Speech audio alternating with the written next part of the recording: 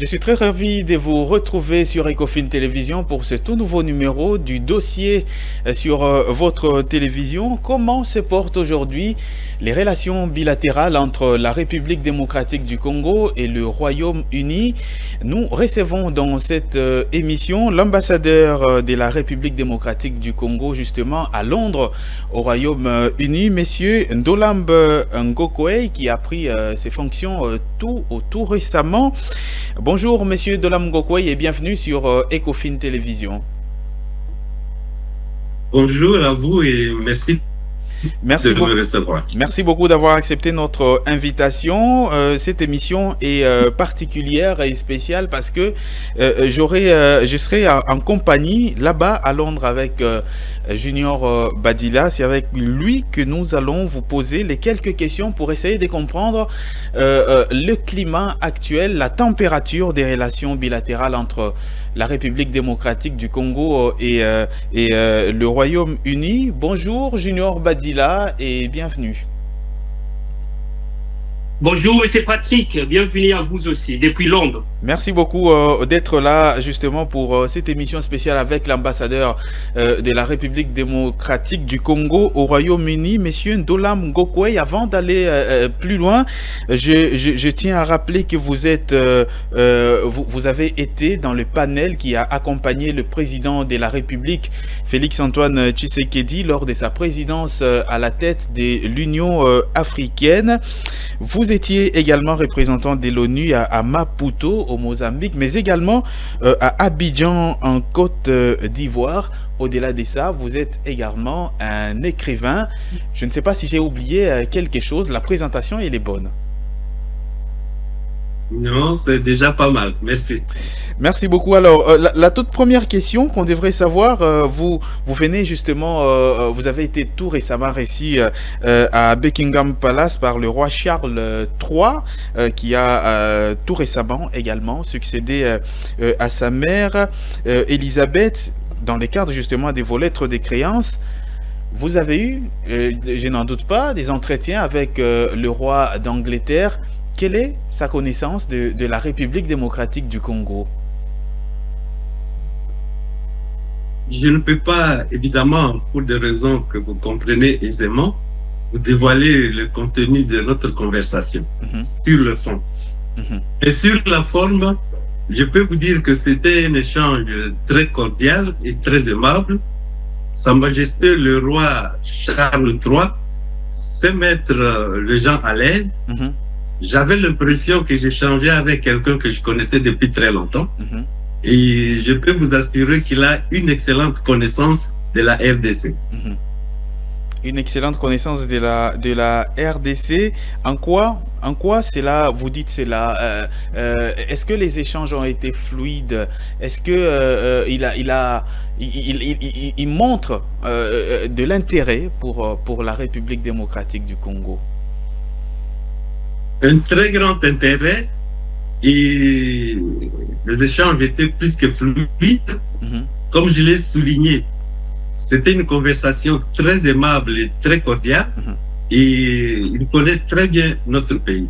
Et il souhaiterait d'ailleurs le visiter à nouveau, puisque la toute dernière fois qu'il l'a visité, cela fait quand même très très longtemps. Alors cela fait quand même très très longtemps. Évidemment, Son Excellence, vous venez de dire qu'il connaît les rois Charles III, connaît très bien la République démocratique du Congo. C'est depuis 60 ans que le Royaume-Uni est actif en République démocratique du Congo. Je me rappelle déjà, ensemble, la République démocratique du Congo avait une représentation ici. Alors, comment évaluez-vous les relations entre les deux pays, entre Kinshasa et Londres, 60 ans après? De manière générale, mon évaluation est positive. Et n'oubliez pas que nos relations avec le Royaume-Uni n'ont pas commencé en 1960. Si on remonte plus loin, on peut penser à Livingstone, on peut penser à Stanley, on peut penser à cette association britannique qui a lutté contre la situation des Congolais pendant l'État colonial belge. C'est à partir de l'Angleterre qu'est partie la révolte contre la situation congolais pendant l'État colonial belge. Donc, nous avons une très longue relation, aussi bien sur le plan politique, mais même sur le plan économique. Pensez à toutes ces sociétés britanniques qui ont pignon sur rue à la RDC. Donc, ça, c'est pour le passé. Depuis quelques années, on note quand même une amélioration. Moi, je voudrais souligner le rôle particulier du président de la République. Son passage ici a fait la différence. Je voudrais souligner aussi l'activité diplomatique incessante du ministre des Affaires étrangères qui a aussi permis des avancées. Ensuite, et finalement, je voudrais mentionner le rôle de mes prédécesseurs, en particulier de celle qui m'a précédé ici, Madame Djeka, par son travail de terrain. Donc, tout cela a planté des graines, commence maintenant à faire la différence. Nous espérons bientôt commencer à récolter les fruits de cette diplomatie très positive. Très bien. Cette diplomatie que vous qualifiez... Alors, M. Patrick, à Kinshasa, Justement, cette diplomatie que vous qualifiez des positives. Alors, dites-nous, ici en République démocratique du Congo, l'ambassadrice du Royaume-Uni ici à Kinshasa, Madame Alison King, est très très active, notamment dans les milieux de la société civile et même dans les milieux politiques avec le processus électoral. Est-ce que c'est la même chose là-bas au Royaume-Uni? On sait que les contextes sont quand même différents, mais est-ce qu'il y a quand même des similitudes? Oui, ma très chère collègue Alison King, que j'appelle d'ailleurs affectueusement ma sœur jumelle, nous avons au moins une fois par mois des échanges téléphoniques pour nous concerter sur des actions que nous devons mener ensemble, chacun de son côté, pour renforcer cette coopération. Tout va avec les organisations de la société civile, aussi bien congolaises que britanniques. Je travaille et je rencontre le milieu d'affaires et le milieu financier. On a tendance à l'oublier. Londres est une des capitales financières mondiales. Et bien sûr, je fréquente les milieux politiques, le parlementaire aussi bien. Ils sont au pouvoir que ceux de l'opposition. Tout à fait. C'est en ça qu'on peut parler des similitudes justement entre vous et Alison King. Alors j'aimerais quand même savoir quelque chose. La coopération sur les plans humanitaires semble de plus en plus apparente dans cette relation qu'a la République démocratique du Congo et le Royaume-Uni. Quels sont aujourd'hui les domaines d'intérêt auxquels vous apportez beaucoup plus d'attention pour votre mandat en particulier? La raison pour laquelle la composante humanitaire a de plus en plus d'importance, c'est en rapport avec la réalité de terrain. Nous savons tous le nombre de déplacés internes qu'il y a dans notre pays. Nous savons tous que ces déplacés internes ont besoin de santé, ils ont besoin d'avoir accès aux services d'éducation, ils ont besoin d'avoir accès à l'eau potable. Donc, c'est dans ce cadre-là qu'un accent spécifique est mis sur l'aide humanitaire. Mais en même temps, on fait un effort pour que cette aide humanitaire transitionne vers le développement. Que les communautés elles-mêmes, bien encadrées, puissent alors servir des communautés d'accueil si nécessaire.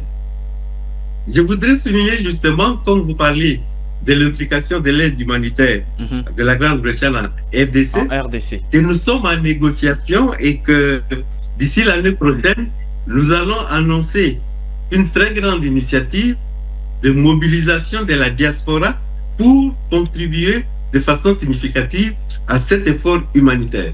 Je parle bien entendu de la diaspora congolaise.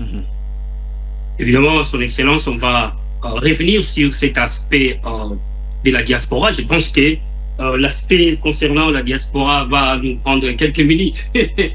si on reste dans les domaines économiques, récemment, les vice-premiers ministres en charge de l'économie, Vital Kamerhe et Julien Paluku, celui du commerce et de l'industrie, s'il vous plaît, ont séjourné ici dans le cadre d'un sommet organisé par le Royaume-Uni pour les pays de l'Afrique francophone. Et quels sont les résultats de ces sommets? Et pourquoi la RDC n'a jamais été invitée dans ces sommets? Oui, il s'agissait en fait non pas tellement d'un sommet, mais plutôt d'un forum. Un forum réunissant les pays francophones d'Afrique en termes de personnalité politique, mais aussi de milieux d'affaires et de milieux financiers. Les deux représentants du gouvernement congolais ont été brillants dans ce sens qu'ils ont fait passer un message politique très clair. Non seulement sur les potentialités de la RDC, mais surtout sur les changements en cours qui permettent qu'il y ait une plus grande ouverture et beaucoup plus d'opportunités pour ceux qui veulent venir en RDC. C'était vraiment un message politique très fort. En plus de cela, il y a eu des rencontres avec des sociétés, avec des industriels et des financiers qui veulent venir en RDC. Le résultat concret pour le moment, c'est le suivi. Au niveau de l'ambassade, nous sommes en train de faire régulièrement le suivi pour nous assurer que ces discussions de très haut niveau aboutissent à des réalisations concrètes qui vont faire la différence pour notre pays. Et ce qui est important à souligner aussi, c'est que ce forum est une étape vers la préparation du sommet, cette fois, d'avril 2024. Et c'est un sommet au cours duquel les financements seront disponibles. Mais les financements ne seront disponibles que pour les pays qui arriveront bien préparés avec des projets bancables, réalistes et faisables.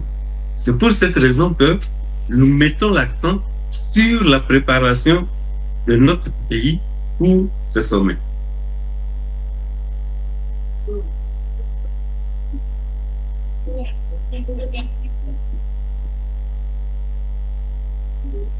Très bien, monsieur l'ambassadeur. Alors, moi, j'aimerais quand même savoir aujourd'hui, entre la République démocratique du Congo et le Royaume-Uni, la RDC que vous représentez au niveau du Royaume-Uni, quel est l'état aujourd'hui des relations économiques, en particulier, notamment en ce qui concerne les importations et les exportations entre les deux pays?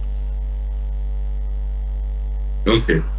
On remarque tout de même que l'état des échanges commerciaux entre nos deux pays devrait s'améliorer.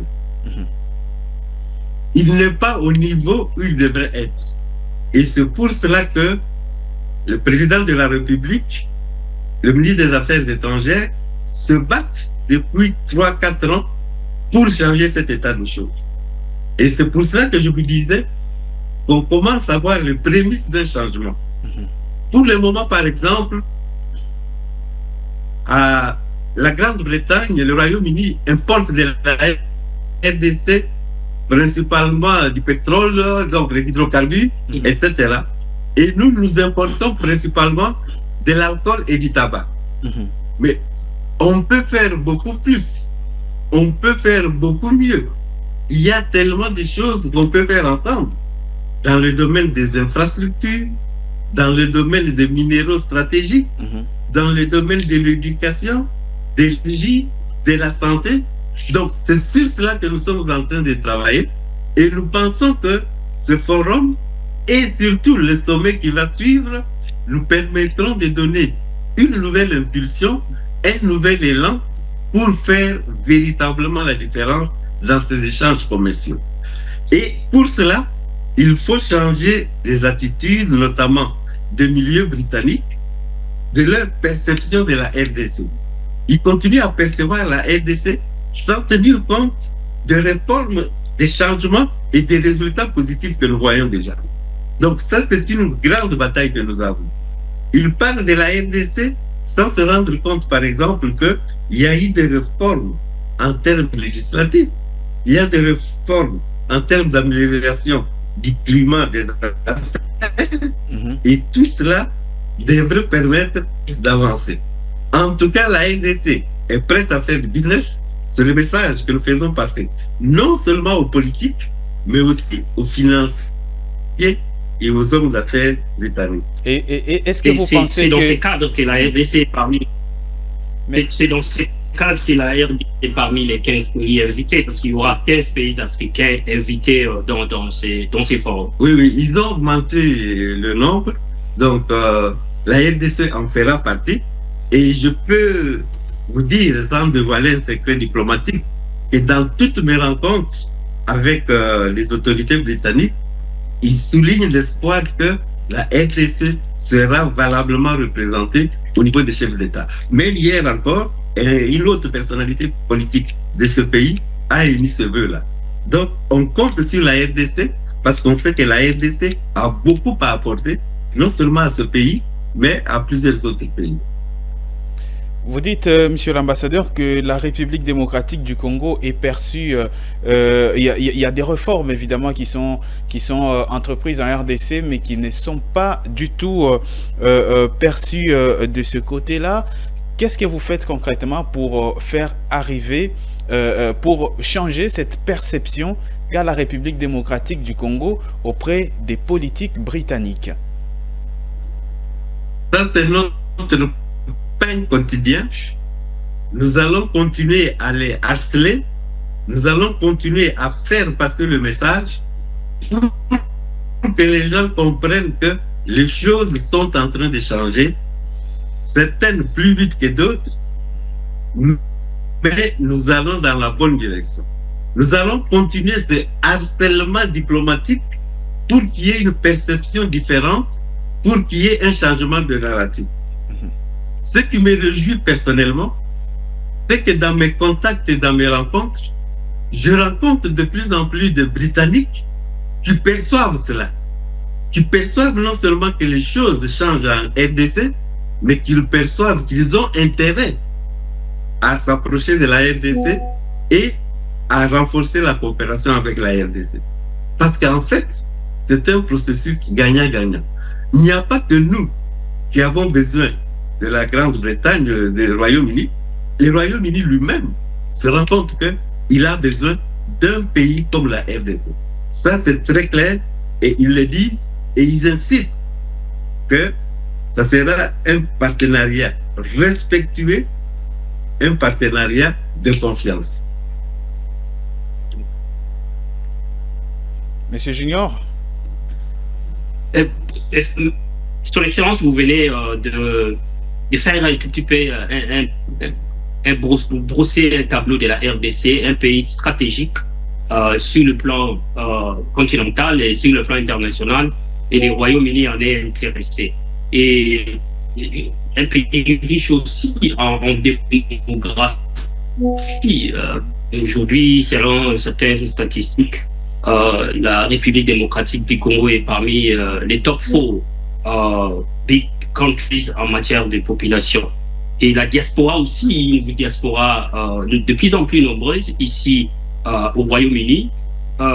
Et on vous a remarqué, vous attachez une importance capitale à cette diaspora congolaise. Qu'est-ce que vous avez découvert auprès de cette diaspora? Je rappelle, vous êtes sous votre mission, vous avez le Royaume-Uni, vous avez aussi quelques pays scandinaves.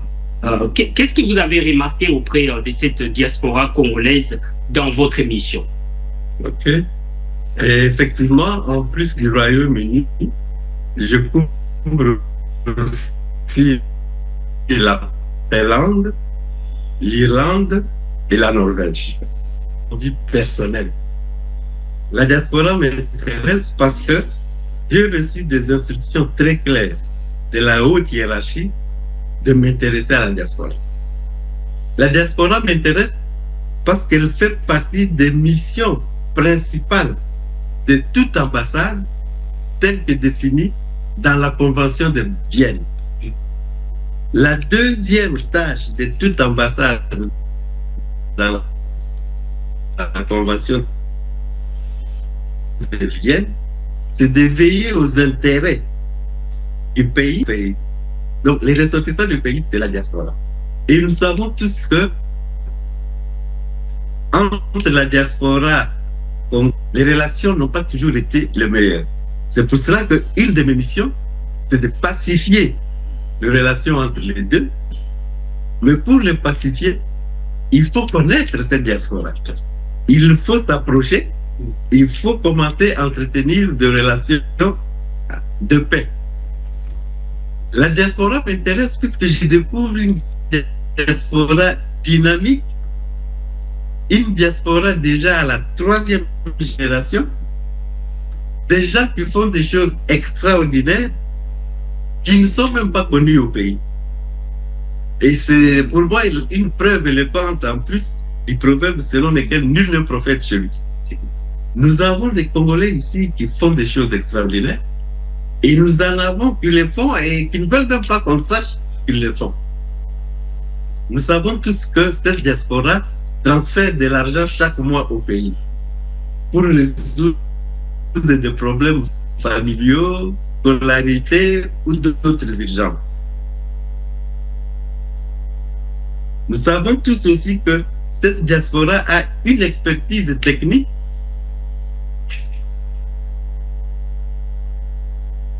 et qui, comme ambassade, nous voudrions travailler avec cette diaspora pour leur faciliter l'accès d'abord aux opportunités de financement ici, mais aussi aux possibilités d'investissement au pays pour qu'ils apportent leur expertise et qu'ils fassent la différence. C'est pour cela, par exemple, que dans nos contacts avec les potentiels investisseurs britanniques, nous ne manquons jamais de leur rappeler qu'il y a des Britanniques d'origine congolaise. Donc, s'ils vont au Congo, qu'ils n'oublient pas ces Britanniques d'origine congolaise. Et bizarrement, hier, j'en parlais dans une réunion avec des politiques britanniques sur cette question, et les réactions étaient, mais c'est tout à fait normal, il faut qu'ils fassent ça. Ils ne peuvent pas aller au Congo en oubliant le Congolais britannique. Et la personne qui me parlait, elle est d'origine indienne, c'est une dame, elle fait passer aux investisseurs britanniques qui veulent aller en Inde. Donc pour nous, c'est très important. Mais en plus, nous savons qu'il y a des membres de la diaspora qui sont des personnalités ici, qui ont des activités ici. Comme d'autres pays, notre souhait est que cette diaspora se constitue aussi en lobby pour défendre les intérêts de la RDC. J'en ai rencontré quelques-uns, d'ailleurs de femmes. Il faut qu'ils utilisent aussi leur accès au monde politique pour faire comprendre aux gens les vrais enjeux de la RDC, bref, pour qu'ils défendent les intérêts de la RDC. Donc vous voyez que cette diaspora, c'est une mine inépuisable de ressources pour notre pays.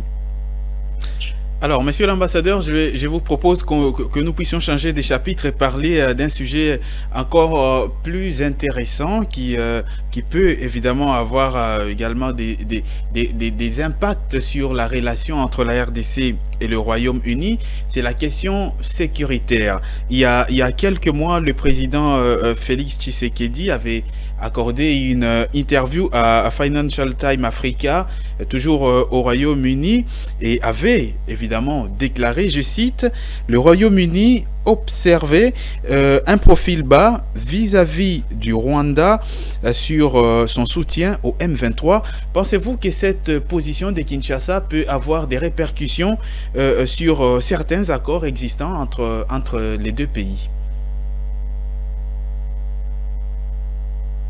Je voudrais commencer par noter avec intérêt que vous considérez que notre conversation jusqu'à présent était moins intéressante et que vous dites que maintenant vous allez poser une question intéressante.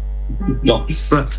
Mais je voudrais vous dire que cette question-là, c'est bien sûr une question sérieuse. C'est une question très importante puisqu'elle est d'ordre sécuritaire. Mais je voudrais vous affirmer que au plus haut niveau de l'État,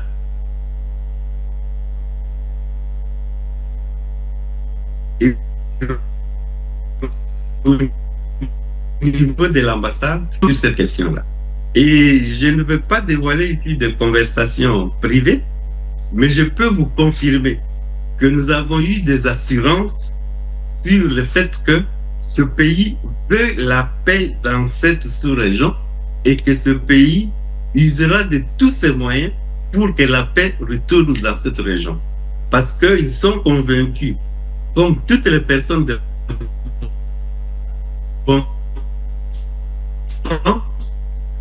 que sans paix sociale, il n'y a pas de développement économique. Donc ce pays nous a donné des garanties sur leur position ferme qui est de militer pour un retour rapide à la paix dans cette sous-région. Merci, Excellence. Par rapport à votre profil, vous êtes aussi, comme mon collègue Patrick, depuis Kinshasa l'a souligné, vous avez une large expérience dans les institutions internationales, notamment à Maputo, Mozambique, en Côte d'Ivoire, à Abidjan, en Côte d'Ivoire. Et vous étiez aussi assistant du secrétaire général des Nations Unies à l'UNICEF, l'un des directeurs au secrétariat général des secrétariats exécutifs de l'UNICEF. Et vous êtes aussi auteur. Comment arrivez-vous à transcrire ces expériences dans votre actuelle mission? Je dois dire que j'ai l'impression que toute ma vie passée, en fait, m'a préparé à cette mission. Je le dis parce que mon expérience à l'UNICEF, dont le mandat est de s'occuper de la femme et de l'enfant, mais de façon holistique, c'est-à-dire vous occupez de leur santé, de leur éducation, de leur nutrition, vous leur donnez l'eau et l'assainissement, etc. Ça m'a préparé à comprendre la problématique du développement intégral.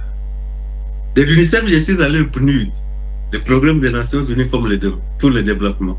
Donc, comme son nom l'indique, c'est pour travailler pour le développement. Et là, j'ai travaillé avec les États, différents États, sur le problème de renforcement des capacités, sur la question de développer des politiques qui sont pro-pauvres, etc. Du Programme des Nations Unies pour le développement, je suis passé à la mission de maintien de la paix.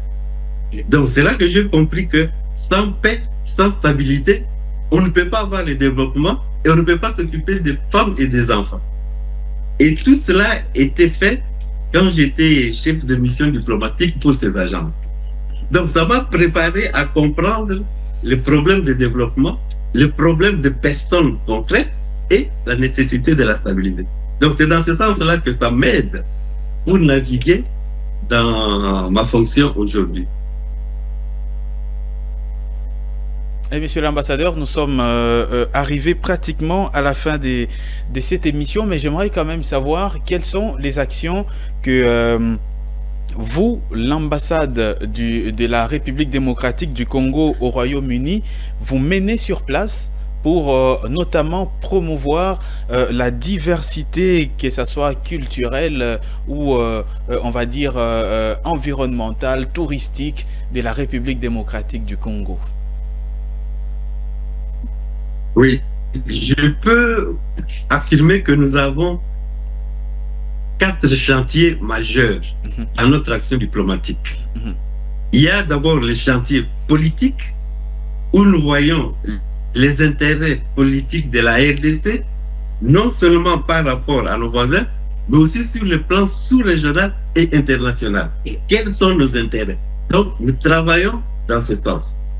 Il y a ensuite le chantier économique, où le problème principal est bien sûr le commerce, la mobilisation de financement pour le développement du pays, notamment dans l'industrialisation, la recherche des investisseurs pour travailler dans le cadre des priorités définies par notre État, dans le domaine de l'agriculture, dans le domaine des mines, dans le domaine des infrastructures, de l'énergie, des routes, de l'éducation, de la santé, de la protection sociale.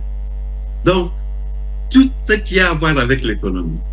Le troisième chantier est bien entendu le chantier culturel, Un chantier qui me tient particulièrement à cœur parce que c'est ça le levier de notre soft power et nous devons travailler à cela pour le rayonnement international de notre pays. Et le quatrième chantier, c'est celui qui concerne les communautés congolaises à l'étranger, notre diaspora. La diaspora a des problèmes. Comment pouvons-nous l'aider dans ce problème, notamment d'intégration? Mais la diaspora n'a pas que de problèmes. La diaspora, comme je viens de le démontrer, nous offre surtout des opportunités de toute nature pour notre pays. Donc voilà les 4 grands domaines sur lesquels nous travaillons, conformément à notre politique étrangère qui articule la vision du président de la République en cette matière.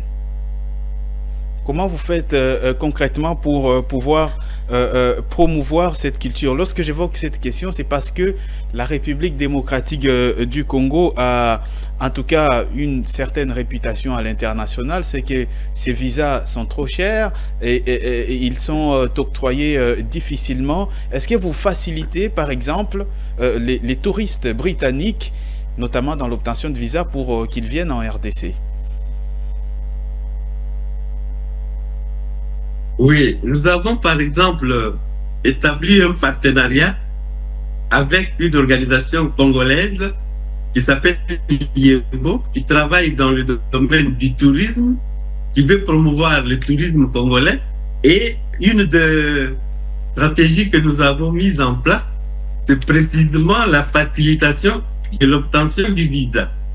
Donc, dans ce sens-là, nous sommes en train de travailler pour que aller au Congo ne soit plus un chemin de la croix ou un calvaire.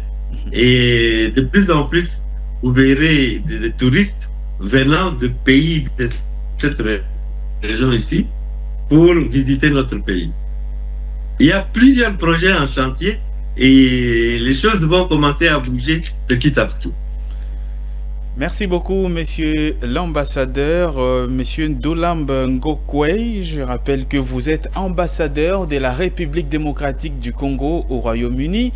Merci beaucoup de nous avoir accordé cet entretien. Merci, Son Excellence, pour nous avoir ouvert les portes de la chancellerie de la République démocratique du Congo, ici au Royaume-Uni. Nous sommes à Londres. Merci à vous aussi. J'étais derrière la caméra, ma voix est audible. Je suis derrière la caméra. Et merci à vous aussi, monsieur Patrick, pour nous avoir rejoints depuis Londres.